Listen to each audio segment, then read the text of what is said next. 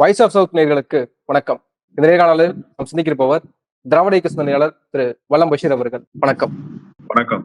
அசோக் நகர் பெண்கள் மேல்நிலைப் பள்ளியில ஒரு பிற்போக்குத்தனமான ஒரு சர்ச்சை பேச்ச மகாவிஷ்ணு என்கிற நபர் பேசியிருந்தாரு. அவரிடம் முரண்பட்டு மாற்றுத்திறனாளி அங்க இருக்கக்கூடிய ஆசிரியர் அவர் விவாதம் நடத்த அது ஒரு பெரிய வீடியோ அந்த வீடியோ காட்சிகள் இணையத்துல வைரலாக பரப்பப்பட்டுச்சு. இப்போ அதன் மீதான நடவடிக்கை துரிதமாக எடுக்கப்பட்டு இருக்குன்னு அரசு தரப்புல சொல்லப்படுது. அன்பில் மகேஷ் அவரே முன்னின்று அவரே அந்த பள்ளிக்கு சென்று அந்த ஆசிரியரை பாராட்டி ஒரு ஆசிரியர் இனத்திற்கான ஒரு அடையாளம் தான் இந்த சங்கர் அப்படின்னு சொல்லி அடையாளப்படுத்தினாரு. இன்னொரு புறம் அந்த நபர் மீது நீ என்னுடைய பிரமிசஸ்குள்ள நீ பேசிட்டு போயிருக்க, என்னுடைய ஆசிரியர் அவமானப்படுத்தி இருக்க, நான் சும்மா விட மாட்டேன் அப்படின்னு சவால் விடுறாரு. இன்னொரு பக்கம் இது யார், இப்படிப்பட்ட நபரை யார் உள்ள விட்டது? அப்போ RSS மனநிலையில் இருக்கக்கூடிய நபர்கள் தமிழ்நாடு கல்வித்துறையில் இருக்காங்களா அப்படின்ற ஒரு கேள்வி எழுப்பப்படுது. இது ஒரு பக்கம் போயிட்டு இருக்க சமயத்துல பாஜகவினர் உடனே அந்த மகாவிஷ்ணு என்ற நபருக்கு சப்போர்ட் பண்ணி ஆதரவாக நிற்கிறதையும் பார்க்க முடியுது. திருக்குறள், ஔவையார் போன்ற பாடத்திட்டங்கள் எல்லாம் நீங்க தமிழ் நூல்ல இருந்து எடுத்துருவீங்களா அப்படின்லாம் சவால் விடுறாங்க. நீங்க எப்படி பார்க்கிறீங்க இந்த விஷயத்த? முதலில் தமிழ்நாட்டில் இதுவரை நடந்த ஆட்சியில் மிக மோசமான ஆட்சி எது என்று கேட்டால் 2016 ஜெயலலிதா அம்மையார் மறைந்ததற்கு பிறகு வந்த எடப்பாடி பழனிசாமி தலைமையிலான ஆட்சிதான் என்று கண்ணை மூடிக்கொண்டு எல்லோரும் சொல்வார்கள். கீழ்த்தரமான ஆட்சியை பாதம் தாங்கி பழனிசாமி நடத்தினார் என்றுதான் சொல்ல வேண்டும். உதாரணமாக இன்றைக்கு நடைபெறுகிற அத்தனை அலங்கோலங்களுக்கும் காரணம் யார் என்று கேட்டால் பாதம் தாங்கி பழனிசாமி தான். அதுக்கு ஒரே ஒரு செய்தியை தான் சொல்ல வேண்டும். இப்போது காவல்துறையில கடுமையான ஒரு சூழல் நிலவுகிறது என்று சொன்னால் காவல் சித்திரவதைகள் நடைபெற்று கொண்டிருக்கிறது ஒரு புறத்துல.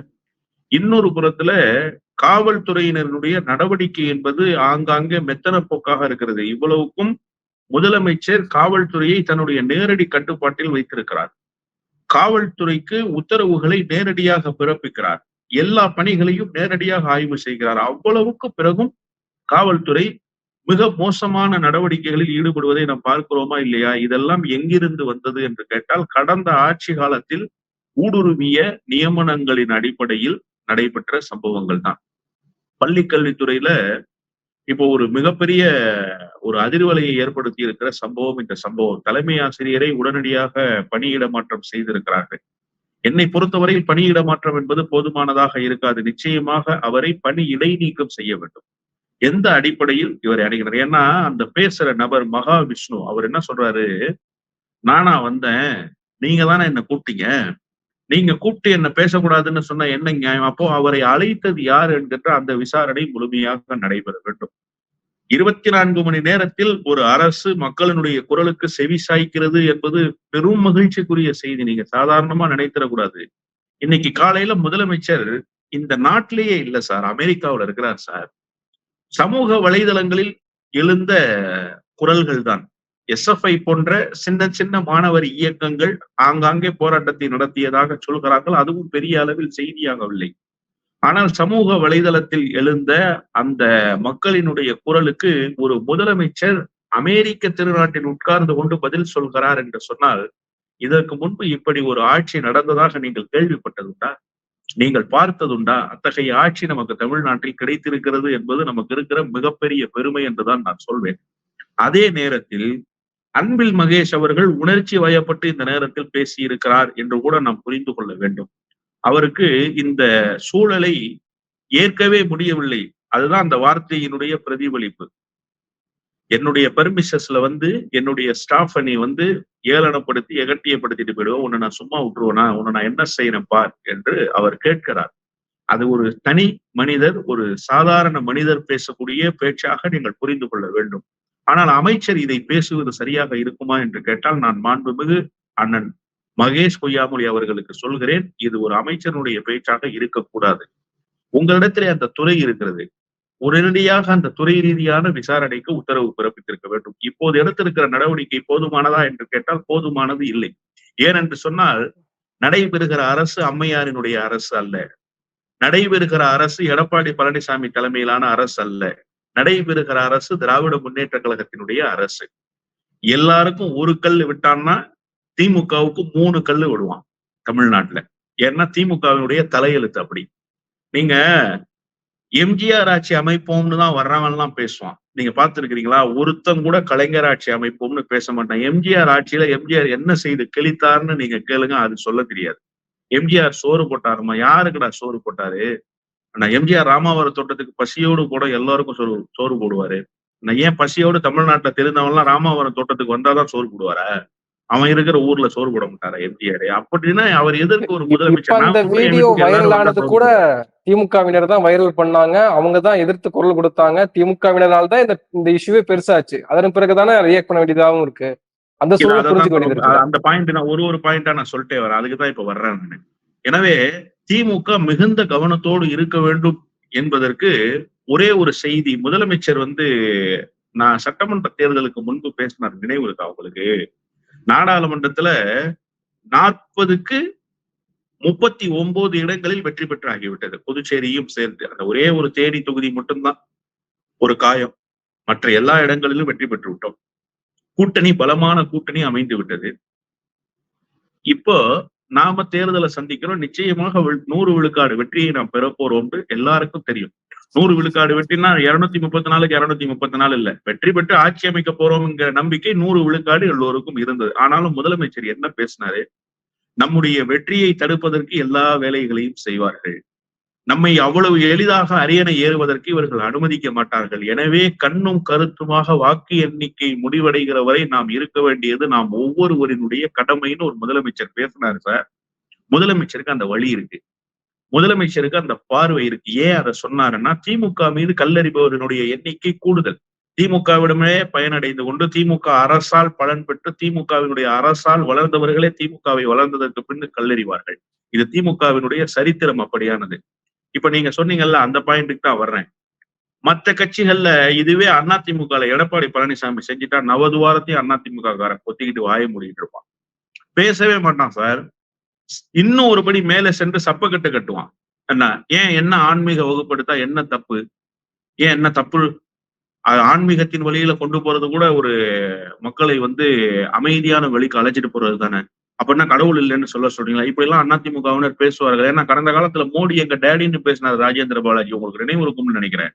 இன்னொரு செய்தியும் சொன்னாரு, முஸ்லீம்கள்லாம் இங்க கலாட்டா பண்றதுனாலதான் பிரச்சனை எல்லாம் வருது. முஸ்லீம்கள்லாம் வாய மூடிக்கிட்டு அமைதியா இருந்தா இந்துக்கள் எல்லாம் பிரச்சனை பண்ண மாட்டாங்கன்னு ஒரு பிரபல தொலைக்காட்சியினுடைய நேர்காணல்ல பேசினார் சார் ஒரு அமைச்சர். இது பாஜக பேசுற பேச்சான்னு கேட்டா, பாஜக பேசுவதில் கூட தவறில்லை என்று சொல்லலாம். ஆனா அண்ணாவின் பெயரால் கட்சி நடத்துகிறவர்கள் பேசுவார்கள். ஆனா திமுகவுல என்ன நிலைமை? அமைச்சரே தவறு பண்ணாலும் சரி, திமுக காரன் பிரட்டி எடுத்துருவான். நேரத்துல இருந்து பதிவு செய்த அத்தனை பதிவுகளையும் நான் பார்த்து கொண்டே வந்தேன். ஒவ்வொருவரும் திமுகவினர் தான். அமைச்சர் பத்தி எல்லாம் கவலை இல்லை. திமுகவினுடைய முதலமைச்சர், திமுகவினுடைய தலைவர் அண்ணன் தளபதி ஸ்டாலின் தவறு செய்தால் கூட அதை சுட்டி காட்டுகிற சுயமரியாதை இயக்கமாக திமுக இந்த மண்ணில் நிலை பெற்றிருக்கு. அதுதான் யதார்த்தமான உண்மை. எனவே திமுகவினர் தான் இதை அதிகமாக சுட்டி காட்டினார்கள். இன்றைக்கு நடவடிக்கை மேற்கொள்ளப்பட்டிருக்கு. ஆனால் இந்த நடவடிக்கை போதுமானதாக இல்லை என்பதுதான் எல்லோருடைய கருத்து. நிச்சயமாக துறை ரீதியான விசாரணைக்கு உத்தரவு. சார், இந்த அம்மா திருவள்ளூருக்கு மாறி போயிட்டாங்க. திருவள்ளூர்லயும் போய் இதே வேலையை செய்வாங்க. இன்னைக்கு டிபிஐ ஒரு உத்தரவு போட்டுச்சுல்ல சார், கல்வி இயக்குநரகம் ஒரு உத்தரவை போட்டிருக்கு. அரசனுடைய அனுமதி இல்லாமல் எந்த கூட்டங்களும் இனி பள்ளிகளில் நடத்தக்கூடாதுன்னு சொல்லி இருக்குல்ல. ஏன் இதுக்கு முன்னாடி தலைமை ஆசிரியர்களுக்கு தெரியாதா இப்படி கூட்டங்களை நடத்தினா சர்ச்சைக்குரிய விஷயங்களாக மாறும்னு சொல்லி? இன்னொன்று, மாற்றுத்திறனாளிகள் எல்லாம் இதற்கு முன்பு தவறு செய்தவர்கள். போன ஜென்மத்தில் அவர்கள் செய்த தவறுதான் இந்த ஜென்மத்தில் மாற்றுத்திறனாளிகளாக பிறக்கிறார்கள் என்று சொல்கிற அளவுக்கு மனநலம் பாதிக்கப்பட்ட ஒருவனை நீங்கள் பள்ளியில் அழைத்து பேச வைத்ததனுடைய நோக்கம் என்ன? அவன் வகுப்படுத்தி இந்த மாணவர்களையும் பலகீனப்படுத்துவதற்கா? அது என்ன sir motivational speech? Motivational speech எதற்கு தேவைப்படுகிறது? மாணவர்களுக்கு தேர்வுக்கு தயாராவதற்கு, தன்னம்பிக்கை பெறுவதற்கு, இதற்குத்தானே மோட்டிவேஷனல் ஸ்பீச் தேவைப்படுகிறது. ஆனா இங்க ஆன்மீகம்னா என்னன்னு சொல்ல வேண்டிய அவசியம் என்ன இருக்கு? ஆன்மீகம் குறித்து பேச வேண்டிய கட்டாயம் பள்ளிகளில் இருக்கா? பள்ளிகளுக்கு அப்படி அத்தகைய தேவை இருக்கிறதா? தேவையே இல்லையே. இல்லாத இடத்துல பாஜக கேக்குறாங்களா, பகுத்தறிவு குறித்து நீங்க பேசுகிற பொழுது ஏன் ஆன்மீகத்தை குறித்து பேசக்கூடாதான்னு கேக்குறாங்களா? பகுத்தறிவு குறித்து எந்த பள்ளியில சார் பேசினாங்க? முதல்ல அதை எடுப்போம். நம்ம பகுத்தறிவு குறித்து எந்த பள்ளியில பேசினாங்க? இன்னொன்று, பகுத்தறிவு ஒரு மனிதன் அறிவு கூர்மையோடு இருக்க வேண்டும், தன்னுடைய அறிவுக்கு வேலை கொடுக்க வேண்டும் என்று சொல்வது பகுத்தறிவு. அதை சொல்வதுல என்ன தவறு இருக்கு? கடவுள் இல்லைன்னு சொன்னா தப்பு. பள்ளிக்கூடத்துல போய் ஒரு மாணவர் இடத்துல அதை சொல்லக்கூடாதுன்னு நான் சொல்லுவேன். பெரியாரே அதை விரும்ப மாட்டார். பெரியாரே அதை செய்ய மாட்டார். சார், ஒரு தலைவன் இந்த மண்ணில் நான் பேசுறத நீ கேட்கணும்ன்ற அவசியம் இல்ல. நான் சொல்ல வேண்டிய கடமை சொல்றேன். உன்னுடைய அறிவுக்கு எட்டியதை நீ சீர்தூக்கி பார்த்து முடிவெடுன்னு சொன்ன ஒரே தத்துவத்தின் தலைவன் பெரியார் தான் சார். பெரியாரே போய் கடவுள் இல்லைன்னு பள்ளிகள்ல சொன்னா வேண்டாம்னு தான் சொல்லுவார். அப்படியெல்லாம் சொல்லாத என்றுதான் தடுப்பார் பெரியார். அப்படி கடந்த காலங்களில் பெரியார் செய்திருக்கிறார். எனவே அது பகுத்தறிவுக்கு உட்பட்டது அல்ல. ஆனால் பகுத்தறிவான விஷயங்கள் இருக்குல்ல. நோய் வந்தா டாக்டர்கிட்ட போகணுங்கிறது பகுத்தறிவு சார். நோய் வந்தா கோயில்ல போய் தாயத்தை போட்டுக்கன்னு சொல்றது ஆன்மீகம். வியாதி வந்தா அதுக்கு மருந்து சாப்பிடணும்ன்றது பகுத்தறிவு. வியாதி வந்தா பாய் கிட்ட போய் வேப்பலை அடிச்சுக்கன்னு சொல்றது ஆன்மீகம். இது தவறு என்று சொல்கிறோம். இது தேவையில்லை பள்ளிகளில் என்று சொல்கிறோம். கடவுள் இல்லை என்கிற பகுத்தறிவு பிரச்சாரமா செய்யப்பட்டது. எனவே இல்லாத ஒன்றை இருப்பதாக காட்டுவது. ஏன் திருவள்ளுவர் குறித்து தானே பேசினார். திருவள்ளுவர் எது குறித்து பேசினார்? அறத்துப்பால், பொருட்பால், காமத்துப்பால் என்று முப்பால்களை கலந்து சொன்னாரே திருவள்ளுவர். அந்த முப்பால் குறித்து பேசினார் அவரு. இன்னொன்னு, திருக்குறள் அர்த்தம் தெரியாமலே பல பேர் இங்க சுத்திட்டு இருக்கான். இந்த மாடுதான் செல்வம்னு சொன்னாருன்னு ஒரு தற்கூரி இங்க பேசிக்கிட்டு சுத்தினால மேடையில, அவன மாதிரி தற்கூரிகள் சுத்திக்கிட்டு திரியான். அந்த குறளினுடைய அர்த்தம் என்னன்னே தெரியாம, எல்லா விளக்கும் விளக்கல்ல, சான்றோருக்கு பொய்யா விளக்கே விளக்கு என்பதற்கு அர்த்தம் தெரியாம விளக்கு தான் பெருசுன்னு சொல்லியிருக்கிறாரு. பார்த்தல்ல திருவள்ளுவர்னு விளக்கு பத்தி பேசினவன் எல்லாம் தமிழ்நாட்டுல தெரியுறான், தரித்திரம் பிடிச்சவனுங்க. அந்த மாதிரி ஆட்களை கூட்டி நீங்க மோட்டிவேஷனல் கிளாஸ் நடத்தணும்ன்றது ஒரு அப்பட்டமான தவறு. அது நடவடிக்கைக்கு இன்றைக்கு உள்ளாகி இருக்கிறது. நீங்க ஒன்னே ஒண்ணு தெரிஞ்சுக்க, பாஜகவினர் எதை ஆதரிக்கிறார்களோ அது தமிழ்நாட்டுக்கு தேவையில்லை. பாஜகவினர் எது வேண்டும் என்று சொல்கிறார்களோ அது தமிழ்நாட்டுக்கு எந்த கட்டத்திலும் தேவைப்படாது. இப்ப நம்ம நடவடிக்கை எடுத்துட்டாங்களா அரசு? உடனடியாக பணியிட மாற்றம் செய்துட்டாங்களா? உடனடியாக அந்த ஆசிரியரை அழைத்து உங்களுக்கு எல்லா வகையிலும் நாங்கள் உறுதுணையாக இருப்போம், உங்கள்ட்ட என்ன கேட்டாங்கன்னு கேட்டு அந்த ஆசிரியரை சரி செய்து சமாதானப்படுத்தி அனுப்பி வச்சுட்டாங்களா? இப்ப பாஜக வாயை மூடிட்டு இருந்திருந்தானா கூட சரி, இந்த தம்பி ஏதோ சரியாதான் பேசியிருப்பான் போலன்னு 4 பேர் நினைப்பான். இப்ப பாஜக ஆதரவு தரேன்னு வீதிக்கு வந்தோம்னா, தப்புதாயா, ரொம்ப மோசமான ஆளா இருந்திருப்பான் போலன்னு இப்ப 4 பேர் நம்மளுடைய வேலையை இலகுவாக்கி பாஜக தான் நான் புரிந்து கொள்கிறேன். இப்ப அந்த வலதுசாரி பேச்சாளர் ஸ்ரீராம் சேஷாத்ரின்னு சொல்லக்கூடிய நபர்லாம் ட்வீட் பண்றாங்க. அதாவது திராவிடர்களை, திராவிட கருத்தியல் பேசக்கூடிய நபர்கள் எல்லாம் கதற விட்டுருக்காரு இந்த மகாவிஷ்ணு. பாருங்க, ஒரு நாள்ல எவ்வளவு பேர், இத்தனை பேர் கதறிட்டு இருக்காங்க பாருங்க சமூக வலைதளங்கள்ல அப்படிலாம் ட்வீட் பண்றாங்கல்ல. அப்ப அந்த அளவுக்கு தான் இருக்கு அவருடைய ஃபார்ம் வந்துட்டாரு அவரு மகாவிஷ்ணு அந்த அளவுக்கு. எங்க தெருவுல இருக்கிற நாய் கூட டெய்லி எல்லாரையும் விரட்டுது. கள்ள தூக்கி தான் அடிக்கிறோம். அதுக்காக நீங்க என்ன சொல்லுவீங்க? நாயை பார்த்தல்ல, நாய் இந்த தெருவுல இருக்கிற 6 அறிவு படித்த மனிதன் எல்லாரையும் கதற விட்டுருச்சுன்னு. அந்த நாய் கடிச்சிட்டு ஆபத்து மனிதர்களுக்கு. அதனால கல் எடுத்து அடிக்கிறோம், கார்பரேஷன்ல சொல்லி அந்த நாயை புடிச்சிட்டு போன்னு சொல்றோம். உடனே அந்த நாய் பெருமை பேசக்கூடாதுல்ல? உடனே சொல்ல முடியுமா நாய் போய் பார்த்தல்ல, இந்த தெருவுல இருக்கிற அவ்வளவு பேரையும் நான் ஓட விட்டேன், எல்லாரும் என்ன கள்ள தூக்கி அடிக்கலாம்? அந்த மாதிரிதான் இந்த யாரோ ஒருத்தர் சொல்லியிருக்கிறாரு மகாவிஷ்ணு. நான் ஒப்பிட்டு சொல்லல சார், உதாரணத்துக்கு தான் சொல்றேன். அவரையும் நம்ம சக மனிதராகவே மதிப்போம், சட்டத்தின்படி நடவடிக்கை எடுப்போம். காவல்துறை இப்ப விசாரணை நடத்துவதாக போது ஒரு அரை மணிக்கு முன்பாக ஒரு செய்தி வந்திருக்கிறது. காவல்துறை விசாரணைக்கு அவரை உட்படுத்தணும். அவர் எங்க முதல்ல படிச்சாரு? அவர் எங்க ட்ரெயின் ஆனாரு? அவருக்கு இந்த ட்ரைனிங் கொடுக்குற கேப்பபிலிட்டி எங்க இருந்து வந்தது? சார், நீங்க பிசியோதெரபிஸ்டா இருக்கணும்னா அதற்கு உண்டான படிப்பு இருக்கு. அதை படிச்சுட்டு வந்துதான் நீங்க பிசியோதெரபிஸ்டா இருக்க முடியும். சைக்காலஜி கிளாஸஸ் எடுக்கணும் அப்படின்னா நீங்க எம்எஸ்சி சைக்காலஜி, பிஎஸ்சி சைக்காலஜி, அது குறித்த ஆய்வுகள், பட்டய படிப்புகள் எல்லாம் படிச்சுட்டு வந்தாதான் நீங்க ஒரு மனநலம் பாதிக்கப்பட்டிருக்கிற ஒருவரை மென்டலி தயார்படுத்துறதுக்கு உங்ககிட்ட அந்த கல்வி அறிவு அடிப்படை தேவையாக இருக்கிறது. இப்ப செல்ஃப் மோட்டிவேஷனல் ஸ்பீச்ன்னு சொல்லி ஒரு ப்ரோக்ராமுக்கு வந்திருக்காரு. இந்த மோட்டிவேஷனல் ஸ்பீச்சை நீ எங்கிருந்து கத்துக்கிட்ட? நீ யோகா செய்யணும், மந்திரம் சொல்லணும்னு சொல்றியே, இது எங்கிருந்து சொல்லப்பட்டது? எங்கிருந்து கற்றுக்கொள்ளப்பட்டது? இதெல்லாம் விசாரணை நடத்தணும். இப்போ காவல்துறை விசாரணை நடத்துவதற்காகத்தான் அவருடைய அலுவலகத்துல போய் ஆய்வு செய்திருக்கிறாங்கன்னு ஒரு செய்தி வந்திருக்கு. எனவே அதையெல்லாம் விசாரணை செய்து முடிவு செய்வோம். ஆனா கதற விட்டுட்டாருன்றது, உடனே அவரை பார்த்து பயந்துட்டாங்கன்றது, கொரோனாவை பார்த்து எல்லாம் பயந்தான் சார் உலகம் முழுக்க. அதுக்காக கொரோனா பெரிய ஆளா? கொரோனாவுக்கு போட்ட தடுப்பூசி தான் பெரிய ஆளு. ஏன்னா அதை வராம தடுத்து நிறுத்திருச்சு பாருங்க, இன்னைக்கு எல்லாரையும் காப்பாத்திருச்சு பாருங்க. தடுப்பூசி தான் பெரிய ஆளு. எனவே நாம் பேசுகிற பகுத்தறிவு தான் பெரிது.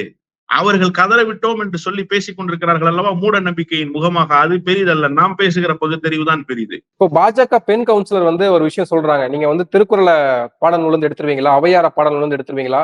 அவங்க எல்லாம் ஆன்மீகத்தை சொல்லி கொடுக்கலையா?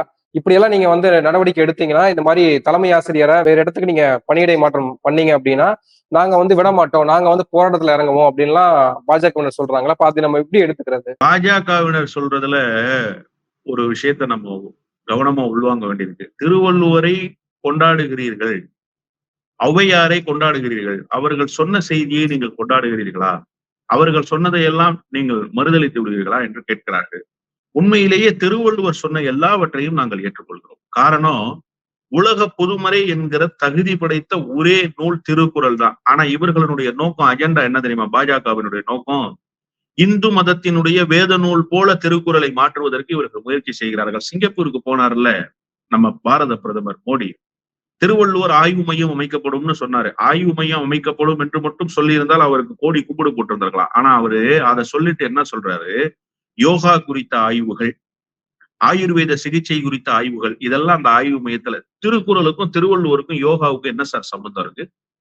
தன்னுடைய குரலில் எங்காவது ஒரு இடத்தில் யோகா குறித்து சொல்லி இருக்கிறாரா?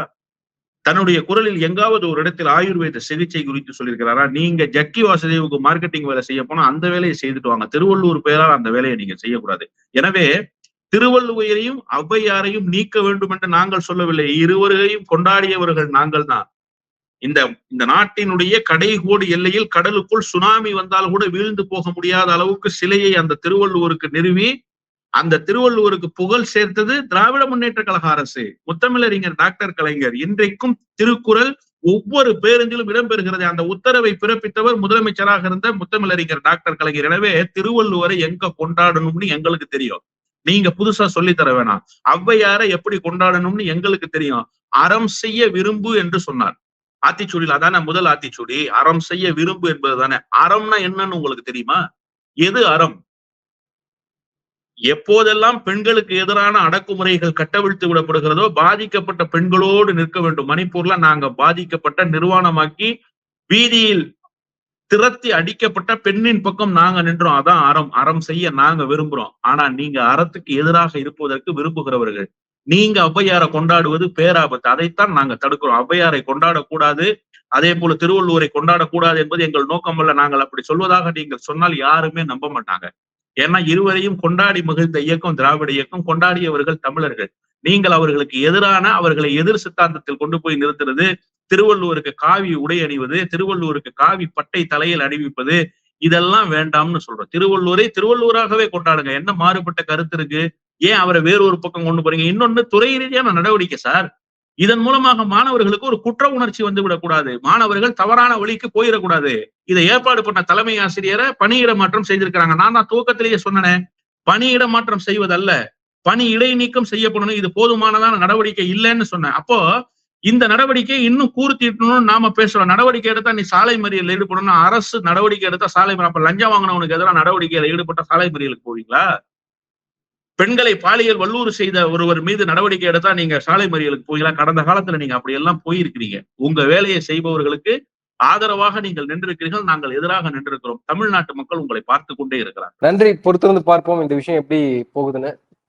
நிறைய விஷயங்களை பகிர்ந்துக்கிட்டீங்க. உங்க நேரத்துக்கு மிக்க நன்றி. நன்றி.